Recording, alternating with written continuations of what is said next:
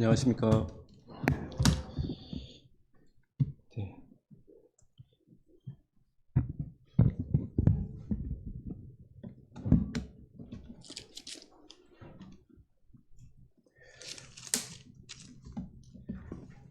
저와 함께 오늘 사무엘하 7장 말씀을 함께 보도록 하겠습니다.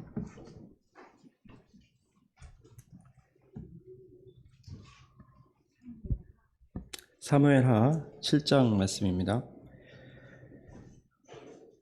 7장은 좀 이제 29절까지 있습니다. 그래서 좀 긴데 17절까지 한 목소리로 한번 읽어보도록 하겠습니다. 찾았으면 1절부터 읽도록 하겠습니다. 시작.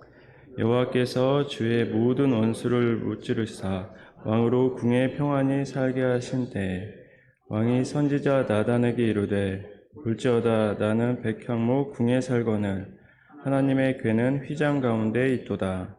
나단이 왕께 아뢰되 여호와께서 왕과 함께 계시니 마음에 있는 모든 것을 행하소서 하니라. 그 밤에 여호와의 말씀이 나단에게 임하여 이르시되 가서 내 종 다윗에게 말하기를 여호와께서 이와 같이 말씀하시되 네가 나를 위하여 내가 살 집을 건축하겠느냐. 내가 이스라엘 자손을 애굽에서 인도하여 내던 날부터 오늘까지 집에 살지 아니하고 장막과 성막 안에서 다녔나니 이스라엘 자손과 더불어 다니는 모든 곳에서 내가 내 백성 이스라엘을 먹이라고 명령한 이스라엘 어느 지파들 가운데 하나에게 내가 말하기를 너희가 어찌하여 나를 위하여 백향목 집을 건축하지 아니하였느냐고 말하였느냐. 그러므로 이제 내 종 다윗에게 이와 같이 말하라. 만군의 여호와께서 이와 같이 말씀하시기를 내가 너를 목장 곧 양을 따르는 데에서 데려다가 내 백성 이스라엘의 주권자로 삼고 네가 가는 모든 곳에서 내가 너와 함께 있어 내 모든 원수를 내 앞에서 멸하였은즉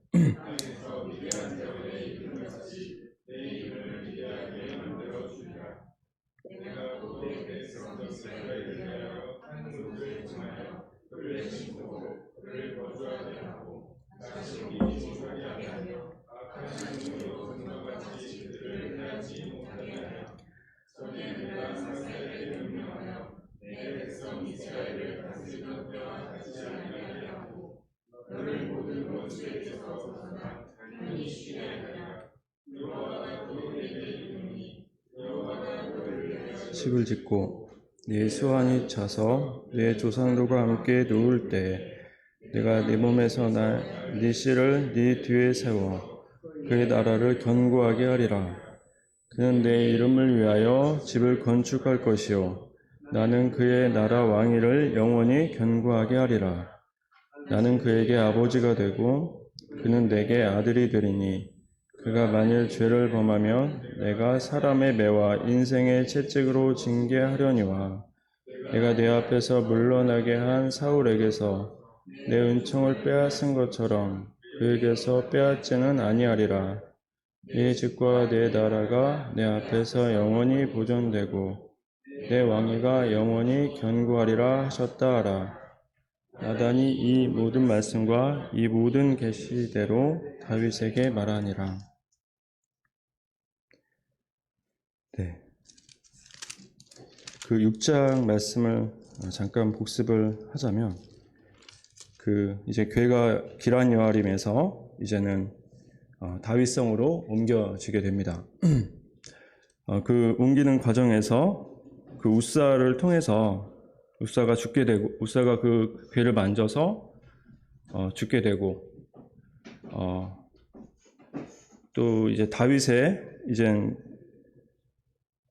또 이제 궤가 이제 들어오게 될 때 다윗이 하나님 앞에서 온전하게 그 기뻐했던 모습을 통해서 영생을 가진 자들의 모습, 삶의 모습이 어떠한지에 대해서 우리가 함께 살펴봤습니다.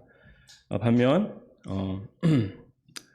여전히 어떻게 보면 종교 생활을 하고 있는 예배의 관전자처럼 있었던 그 미갈의 모습을 통해서 저희가 어떤 것을 또 경계해야 될지에 대해서도 함께 살펴봤습니다. 오늘은 이제 7장 말씀을 통해서 교훈을 받기를 원합니다.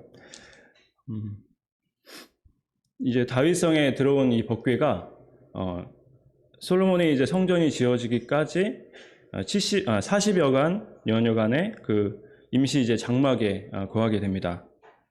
우리가 잘 알고 있는 다윗 장막이라고 하는 곳이었습니다. 이 곳은 어떠한 잘 만들어진 곳이 아니라 천으로 덮여져 있는 어떤 휘장도 지성소도 없는 곳이었습니다. 다윗은 이곳에서 어떠한 희생 제물에 대한 제사도 보이지 않았고 어떠한 제사장에만 출입하는 어떤 그런 것이 아니라 이 만민이 함께하는 그 공간으로 그곳에서는 24시간 365일 하나님을 향한 그 찬양의 예배가 드려졌던 곳이었습니다. 역대상에서는 존귀와 위엄이 그 앞에 있으며 능력과 즐거움이 그 처소에 있도다 라고 이 다윗의 성막에 대해서 이제 표현을 하고 있습니다. 또한 그 다윗의 그 역대상 16장 8절에서 10절에서 보시면 너희는 여호와께 감사하며 그의 이름을 불러 아뢰며 그 행사를 만민 중에 알게 할지어다. 그에게 노래하며 그를 찬양하며 그 모든 기사를 말할지어다. 그 성호를 자랑하라. 무릇 여호와를 구하는 자는 마음이 즐거울지로다.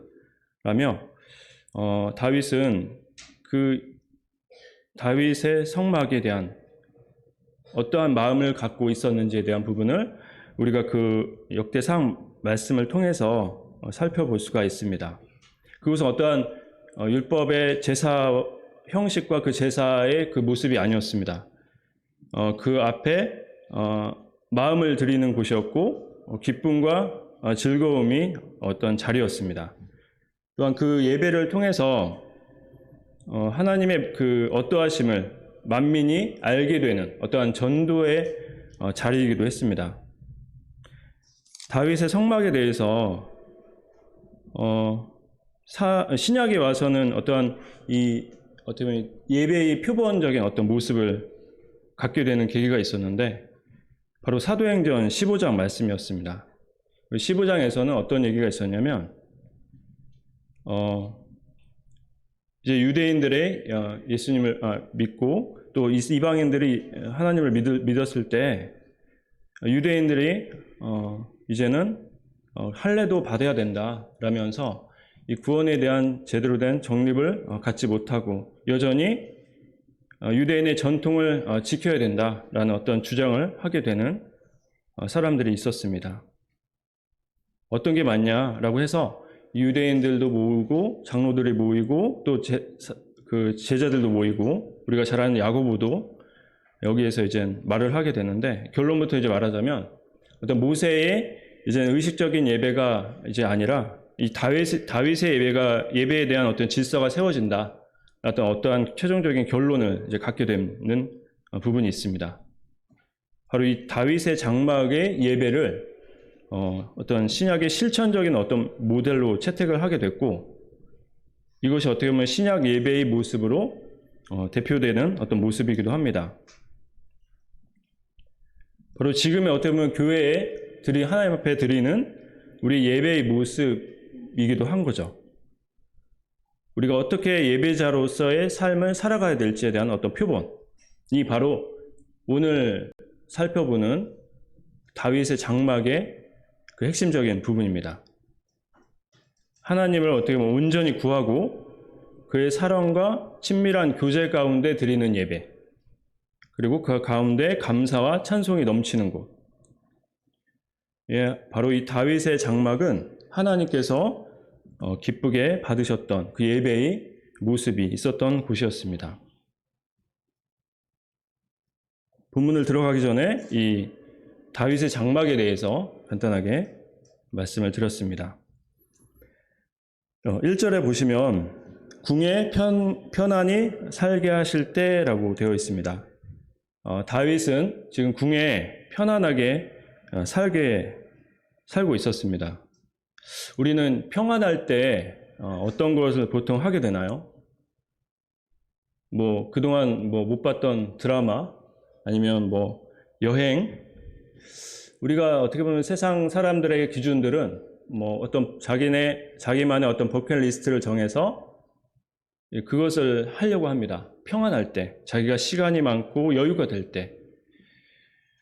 근데 이 다윗을 보면 어떻게 보면 평안할 때 여전히 그 마음이 하나님 앞에 있었음을 보게 됩니다. 2절에 보시면 나는 백향목 궁에 살거늘 하나님의 궤는 휘장 가운데 있도다. 이제 다윗이 자기가 살고 있는 궁과 하나님의 궤가 있는 곳을 이제 비교를 하게 되죠. 그랬을 때 자기가 살고 있는 이 궁은 백향목 궁으로 지어진 굉장한 궁이었거든요. 최고급 자재를 쓴 집에서 있었지만 여호와의 궤는 천막에 쌓여져 있는, 어떻게 보면 초라해 보이는 곳에 있었습니다. 그래서 이 다윗이 마음이 어떻게 하면 불편했던 거죠. 하나님 앞에서 비교가 되고, 그래서 그 마음을 이제 나단 선지자에게 이제 얘기를 했습니다. 다윗 궁을 짓겠다. 하나님의 궤를 위한 성전을 짓겠다. 했을 때 이 나단이 이제 거기에 대해서 동의를 하게 됩니다. 뭐 당연히 사실 어떻게 보면 나단 입장에서는 하나님 앞에서 좋은 것을 한다고 다윗이 계획을 했으니까 당연히 같이 동의를 했을 것 같아요. 특별한 뭐 이견이 없이. 또 하나님께서 그렇게 해주실 거라고 생각을 했을 수도 있습니다. 또 한편으로는 이 나단 선지자가 다윗의 계획을 듣게 되었을 때 또 한편으로 얼마나 기특했을지에 대한 생각을 해보게 되었습니다.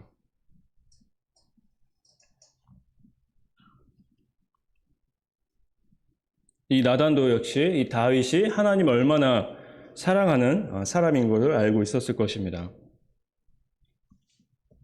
우리가 부모 입장에서 자식들이 하나님 앞에서 열심을 한다고 했을 때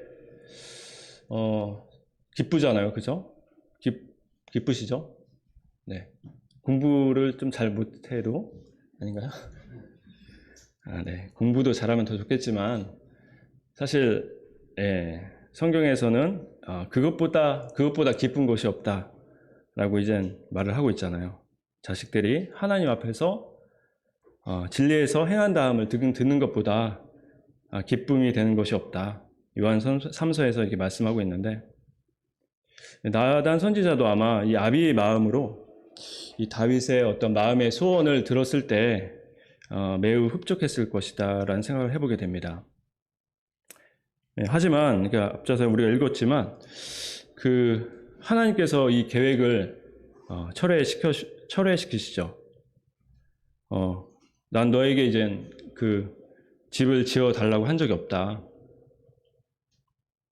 나를 위해 세우는 집은 너가 세우는 것이 아니라 내가 세울 것이다 라고 이제 말씀을 하시죠.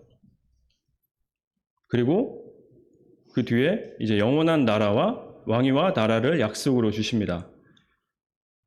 12절에서 16절까지의 이제 말씀이 우리가 유명한 말씀이죠. 다윗의 언약입니다. 바로 이 부분은 이제 뒤에서 좀 더 자세히 살펴보도록 하겠습니다. 다윗의 인간적인 어떠한 거창한 계획을 했을 수도 있습니다. 하나님 앞에서 일하고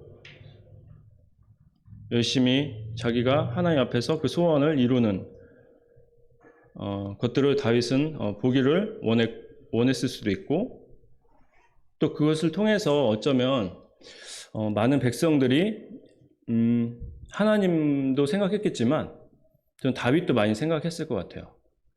와, 다윗의 위대함을 보라. 근데 하나님께서 이것들을 이제는 너가 세우는 게 아니라 내가 세울 거야 라고 말씀하신 것들을 보면서 그런 것들에 대해서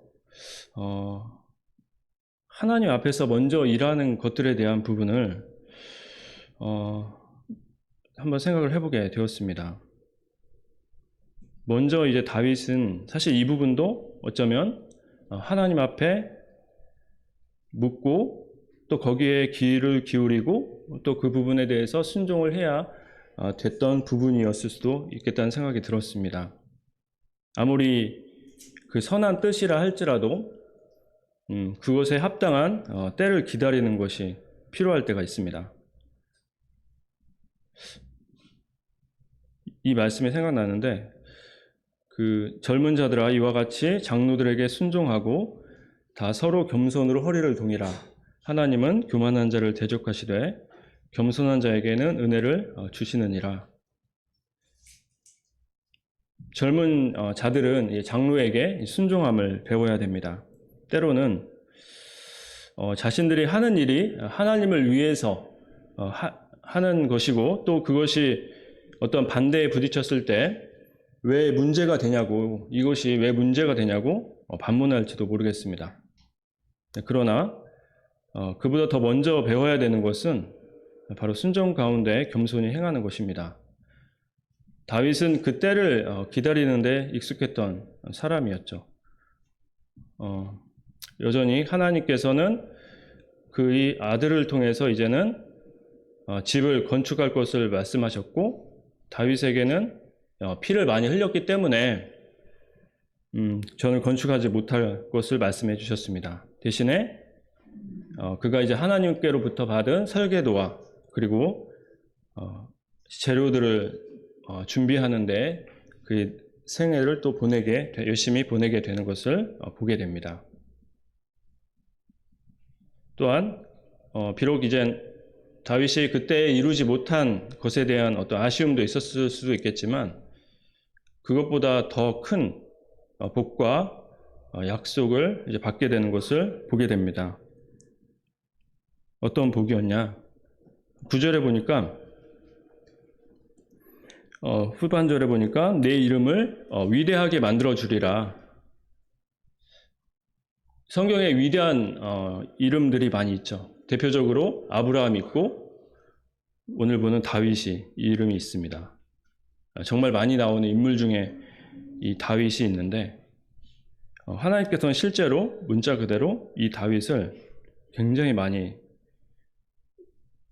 인용을 하시고 또 그만큼 위대하게 만들어 주셨습니다. 한편으로 이 다윗이 위대했던 것에 대한 부분을 또 생각해 보면서 다윗이 하나님에 대한 그 기쁨과 열심이 그로 인해서 참 위대한 일을 하게끔 만드는 것이 아니었나. 어떻게 보면 하나님의 열심과 이 다윗의 열심에 대한 부분을 생각을 해보게 됩니다. 우리가 유명한 또 사람이 선교사 한 명 있죠. 윌리엄 켈리라고 하는 인도에서 이제 선교를 했던 그 인물인데 유명한 말이 있었죠. 하나님으로부터 위대한 일을 기대하라. 하나님을 위해 위대한 일을 시도하라. 그가 이제 구두 수성공이었지만 선교의 부르심을 받기까지 굉장히 하나님을 향한 원대한 꿈을 가졌습니다. 그 꿈은 바로 굉장히 척박했던 그 인도에 개척을 가는 것이었습니다. 그곳에서 언어를 번역하고 수많은 영혼들을 이제 얻게 되는데 당시에 복음의 불모지였던 인도에서 그가 이제 하나님으로부터 위대한 일을 꿈꾸고 또 계획을 시도했다라는 것입니다. 또 그 이름을 하나님께서 또 세우시고 위대하게 하는 것을 보게 됩니다. 다윗은 이제 여호와를 기뻐했죠. 그리고 그 마음의 소원을 갖고 살았죠. 시편에서는 여호와를 기뻐하라 저가 네 마음의 소원을 이루어 주시리로다. 또 시편 107편에는 저희가 평안함을 인하여 기뻐하는 중에 여호와께서 저희의 소원의 항구로 인도하시는도다. 하나님을 향한 그 기뻐하는 그 마음, 또 경외하는 그 마음들을 하나님께서 그 소원대로 이루어 가시는 것들을 또 보게 됩니다. 너희 안에서 행하시는 이는 하나님이시니 자기의 기쁘신 뜻을 위하여 너희의 소원을 두고 행하게 하시나니. 이 다윗의 최선, 하나님을 향한 소원, 그리고 하나님께서 이 다윗을 향한 약속은, 그리고 열심은 결코 충돌하지 않습니다. 우리의 열심 또한 결코 하나님의 열심과 충돌하지 않을 것입니다. 12절에서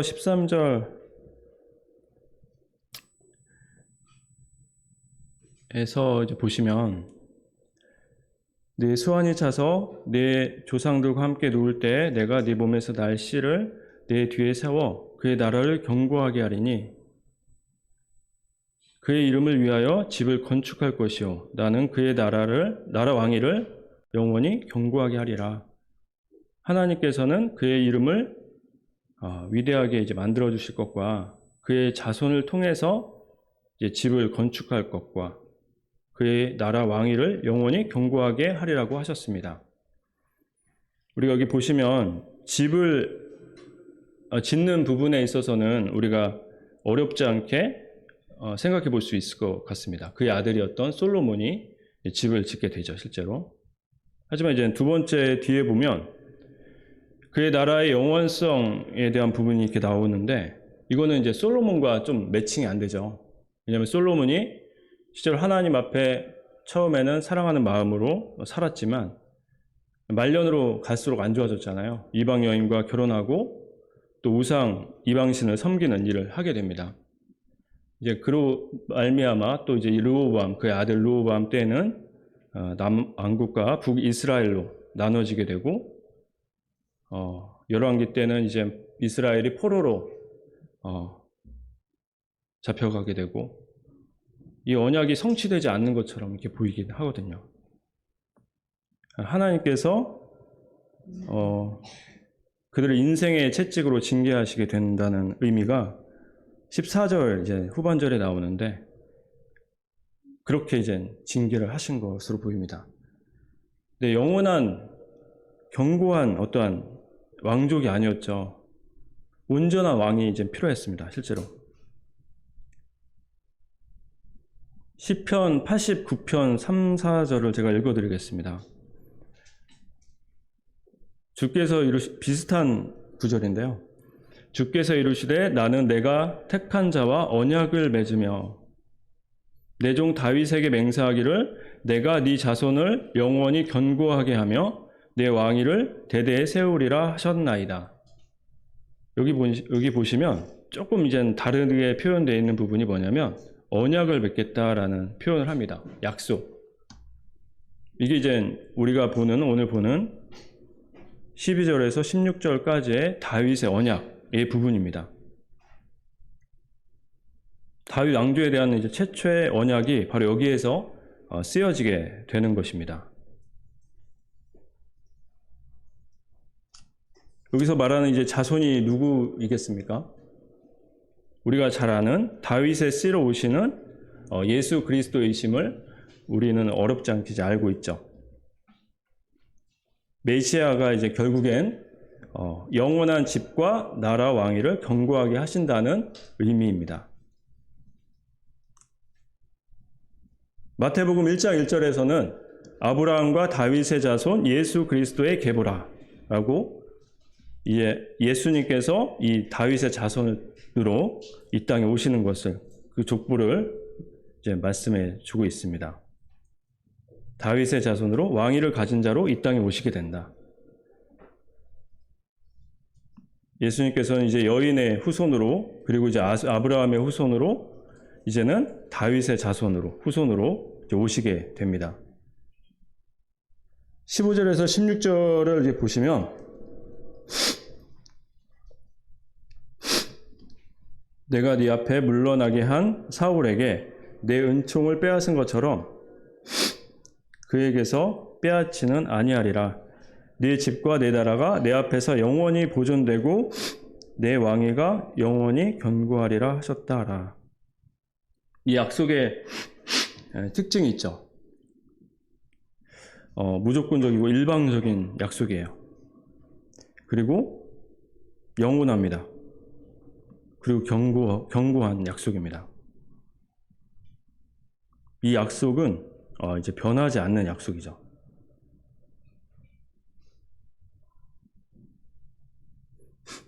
창세기 12장에 보면 이 다윗의 언약 전에 하나님께서 아브라함을 통해서 언약을 맺죠. 네. 그 언약도 있고 두 번째로 어떻게 보면 다윗의 언약이 있다라고 보시면 되고, 이 다윗의 언약에 대해서 다윗 왕자를 통해서 바로 이 메시아가 태어날 것이라는 예언들, 선지자를 통해서 지속적으로 계속 반복적으로 이렇게 말씀을 하고 계십니다. 이사야 말씀에서는 이사야가 이제 주전 한 700년 때, 그러니까 다윗이 한 1000년, 그 다음에 이사야가 700년, 그 다음에 예레미야에서 또 이 다윗을 통해서 한 의로운 가지가 날 것이다 라고 주전 600년 가량, 550, 600년 그 시기에 예레미야 23장 말씀을 통해서 또 말씀을 하고 계세요. 이사야서 말씀에서는 제가 읽어드리면 그 정사와 평강이 더함이 무궁하며 또 다윗 왕자와 그의 나라에 군림하여 그 나라를 굳게 세우고, 그 전에 이제 6절에 보시면 이는 한 아기가 우리에게서 낳고, 바로 이제 메시아 예수 그리스도를 말씀을 해주셨습니다. 다윗 왕자에게서 날 것이다. 그 예레미야에서는 내가 다윗 가문에게 한 의로운 가지를 일으킬 것이라.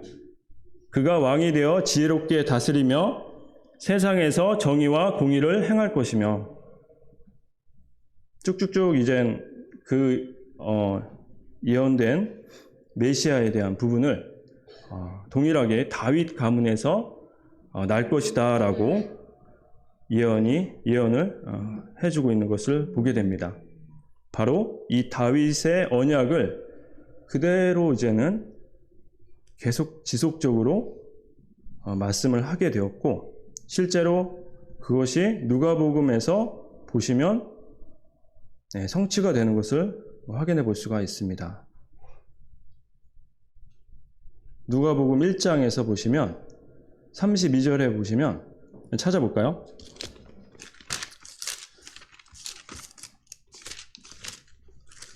누가복음 1장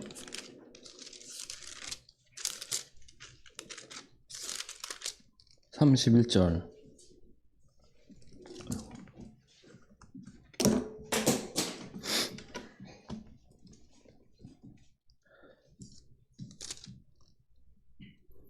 보라, 네가 잉태하여 아들을 낳으리니 그 이름을 예수라 하라. 그가 큰 자가 되고 지극히 높으신 이의 아들이라 일컬어질 것이요 주 하나님께서 그 조상 다윗의 왕위를 그에게 주시리니 라고 돼 있죠. 33절에서는 영원히 야곱의 집을 왕으로 다스릴 것이며 그 나라가 무궁하리라.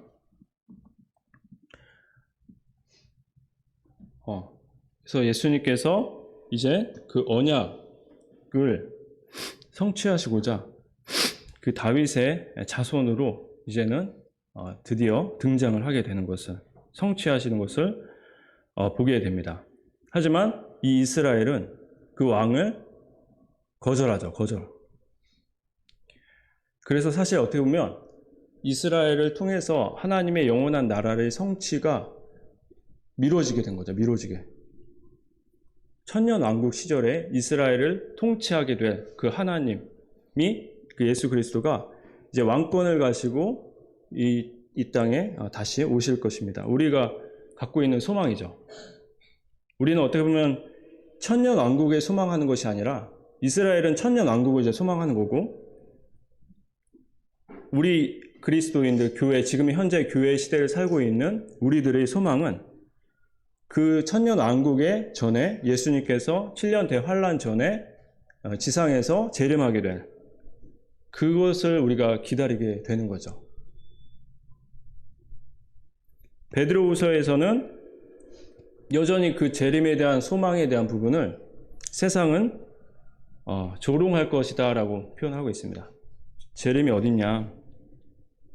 먼저 이것을 알지니 말세에 조롱하는 자들이 와서 자기의 정욕을 따라 행하며 조롱하여 이르되 주께서 강림하신다는 약속이 어디 있느냐? 조상들이 잔 후부터 만물이 처음 창조될 때와 같이 그냥 있다 하니.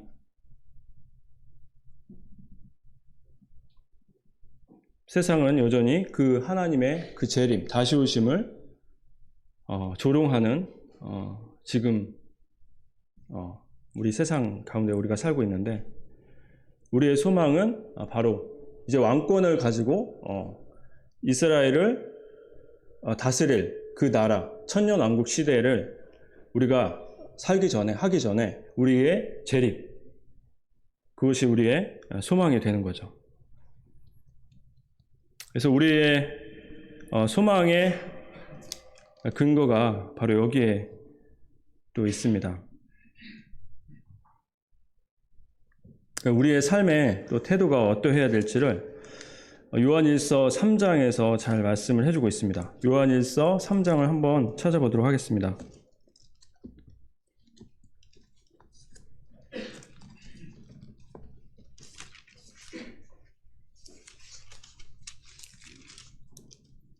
요한일서 3장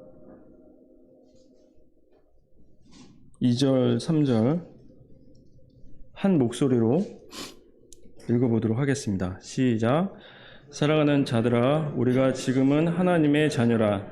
장래에 어떻게 될지는 아직 나타나지 아니하였으나 그 나타나면 우리가 그와 같을 줄 아는 것은 그의 참모습 그대로 볼 것이기 때문이니 주를 향하여 이 소망을 가진 자마다 그의 깨끗하심과 같이 자기를 깨끗하게 하느니라. 네, 우리가 이제 이 소망을 가지고 어떻게 살아야 될지를 이 말씀을 통해서 교훈을 또 받게 됩니다.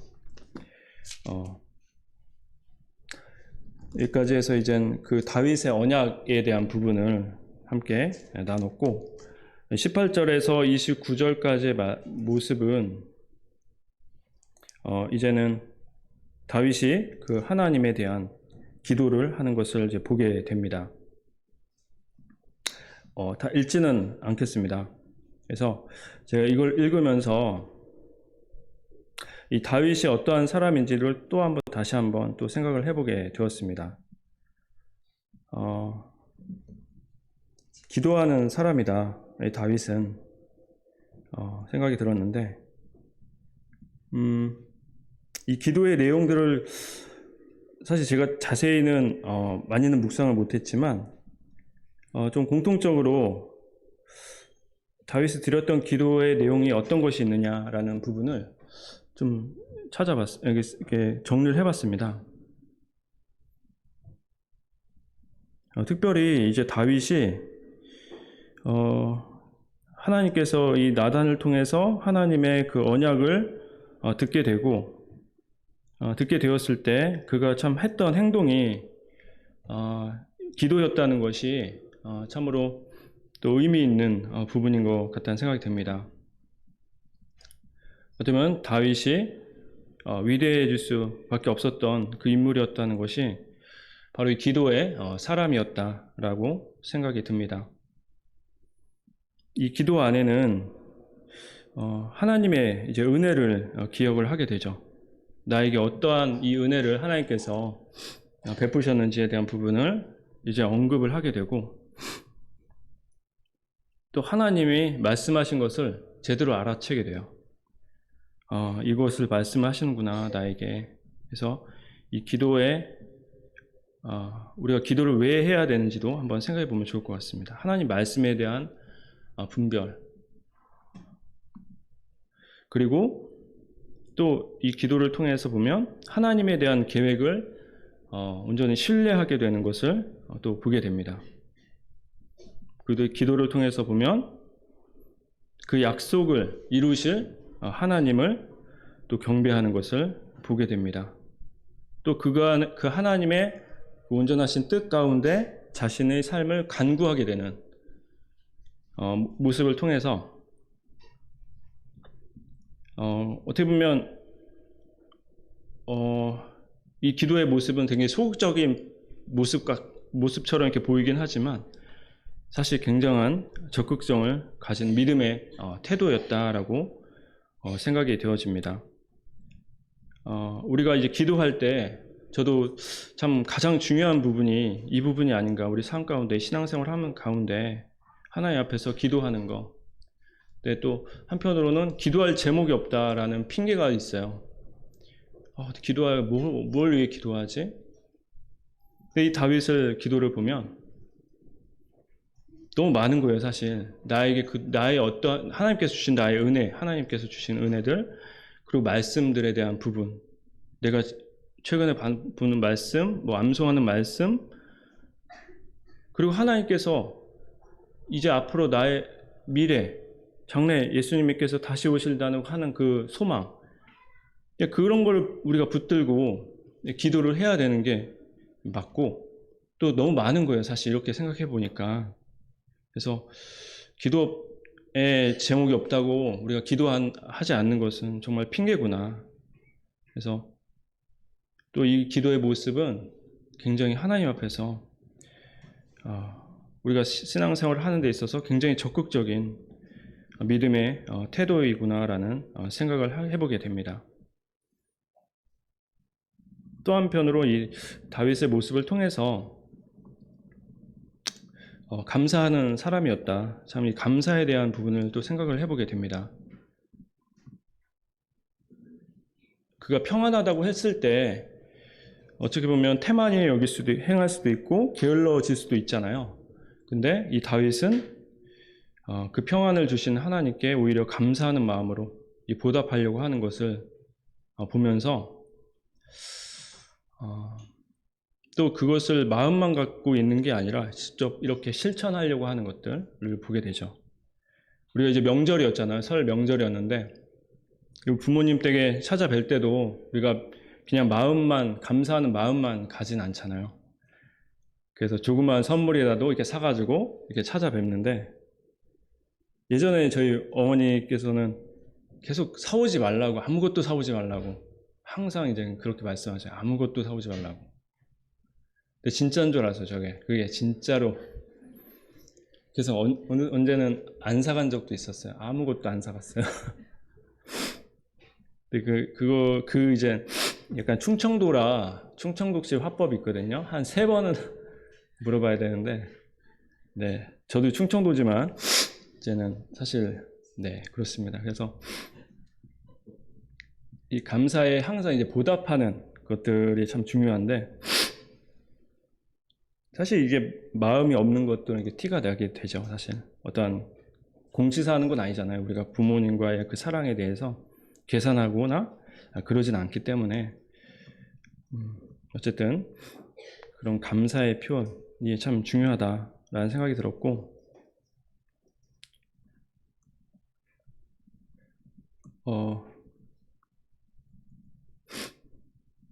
지금 이제 제가 40대가 이제 됐는데, 여전히 직장 생활이 여전히 쉽진 않지만, 예전에 비하면 그래도 이렇게 안정적인 생활을 지내고 있는 것 같아요. 옛날에는 왕복 한 3시간 가량을 이렇게 출퇴근하면서 야근도 많이 했고, 또 주말부도 했던 적도 있었고, 재정적으로도 사실 그때 당시에 넉넉하지 않았던 것 같아요.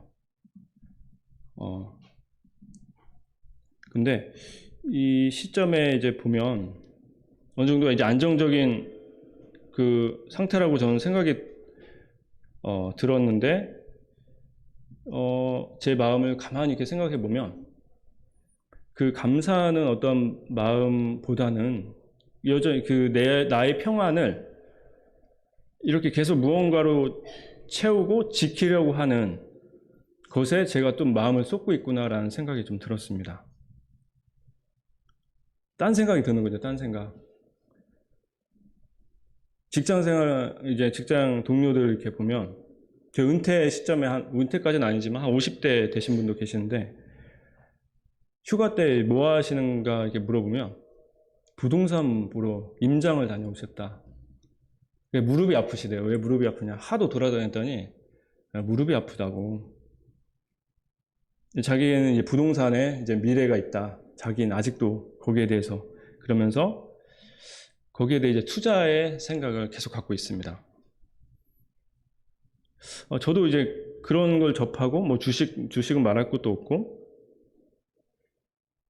물론 이게 100% 나쁘다라고 볼 수는 없겠지만 이것이 과연 맞는가? 나의 삶의 안정적인 시기에.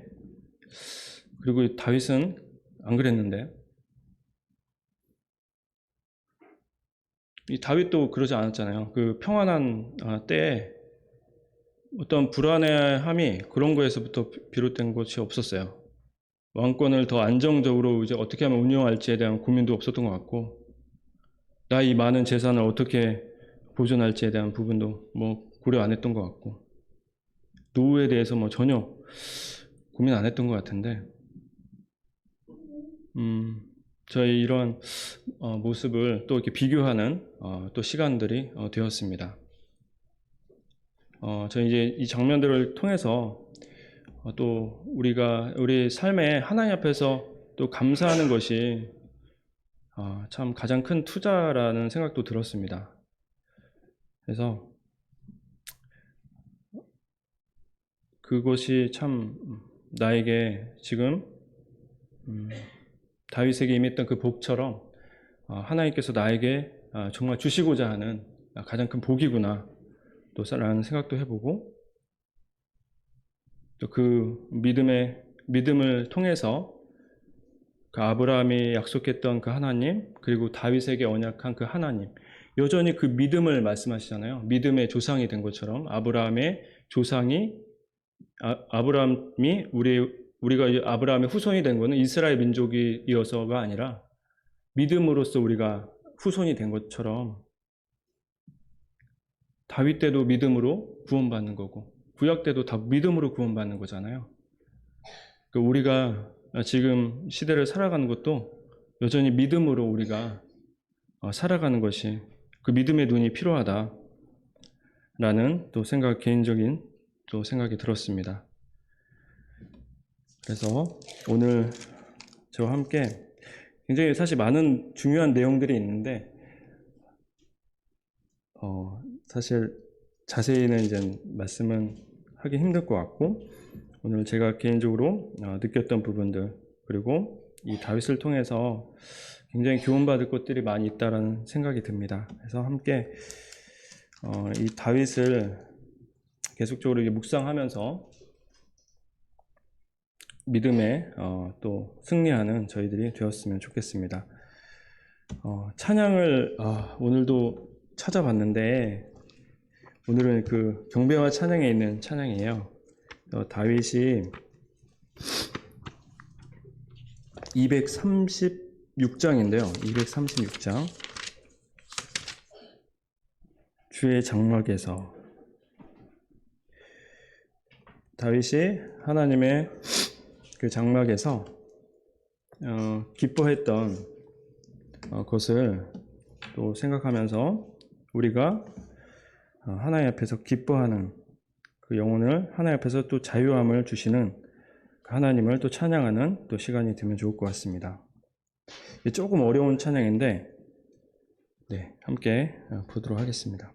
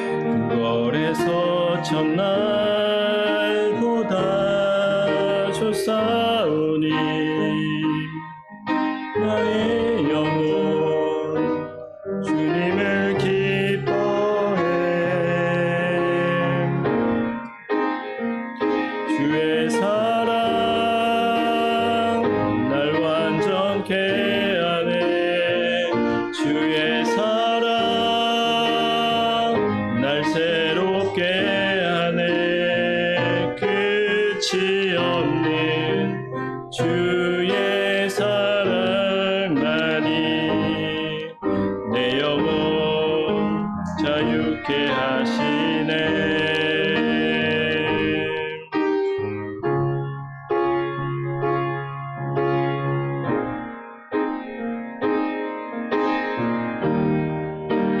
주의 성산에서 한 날이 궁궐에서 첫날보다 좋사오니 내 영혼 주님을 기뻐해. 주의 사랑 날 완전케 하네. 주의 사랑 날 새롭게 하네. 끝이 없는 주의 사랑나니 내 영혼 자유케 하시네. 주의 사랑 날 완전케 하네. 주의 사랑 날 새롭게 하네.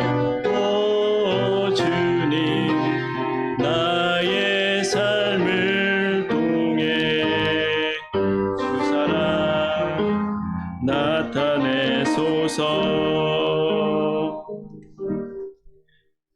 기도하고 마치도록 하겠습니다.